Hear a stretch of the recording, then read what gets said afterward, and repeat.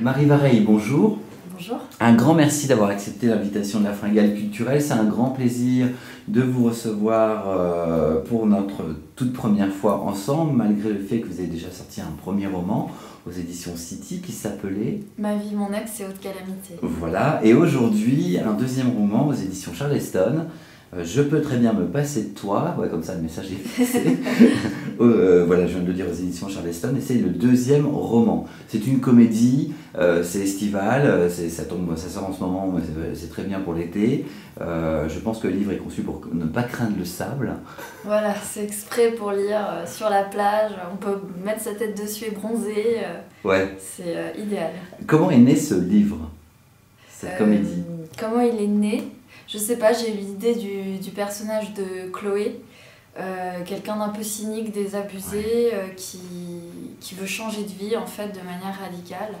Et j'avais l'idée de cette fille très parisienne, très citadine, qui se retrouve en pleine campagne, dans le sud-ouest, qui est une région qui m'est chère parce que moi j'habite Bordeaux et puis j'ai des attaches dans la région. Et après, c'était comme tirer un fil, j'ai construit l'histoire. J'avais envie de la mettre en opposition avec quelqu'un, donc là est apparu le personnage de Constance qui est exactement l'inverse, très romantique, très idéaliste, mais aussi à un moment de sa vie où elle se rend compte qu'il faut qu'elle change quelque chose. Et voilà, et puis ces deux filles, elles ont fait un pari, elles ont dit on va tout changer, et ça a donné je peux très bien me passer de toi. En quoi ces deux personnages vous ressemblent? Tout le monde me pose cette question. Ouais, mais je poserai la question inverse après. En quoi ils ne vous ressemblent pas? Il y a des traits de mon caractère dans les deux. Ouais. Moi j'ai fait ce que fait Chloé dans le livre, à savoir qu'un jour j'ai quitté mon travail et je suis partie à la campagne écrire un livre, qui n'est pas celui-là, mais voilà. C'était le précédent? Oui. Ouais.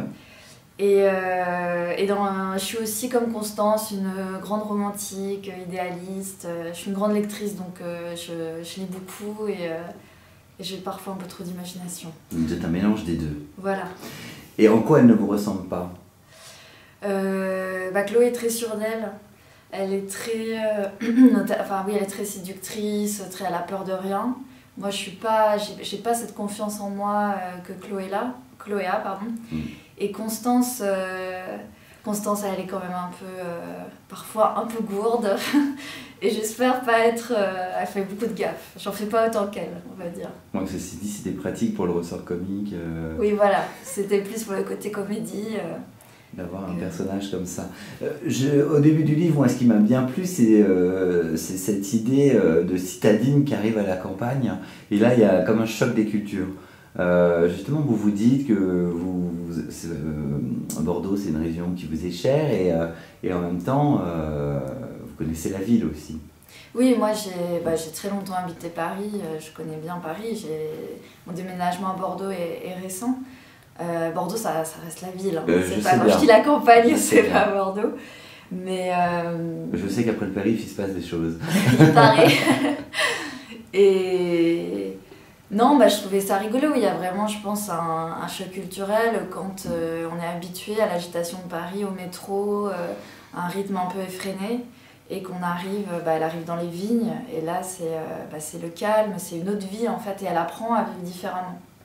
Et toutes les choses plein de choses qui l'attiraient pas du tout, qu'elle n'avait pas envie d'essayer en soi, elle va se rendre compte que c'est pas si mal.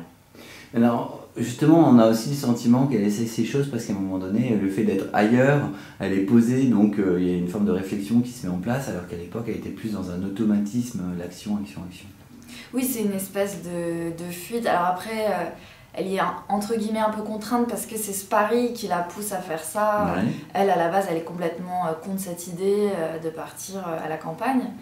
Mais c'est vrai que du coup, elle quitte finalement tout ce qui l'a emprisonnée dans sa vie parisienne, son travail, son ex, et elle arrive effectivement à prendre du recul parce qu'elle est partie loin et qu'elle s'est isolée de tout le monde et à évoluer en tant que personnage. Ce roman, c'est aussi un roman d'amitié? Oui, finalement, c'est presque l'histoire la plus importante, c'est l'histoire d'amitié plus que l'histoire d'amour. Ouais.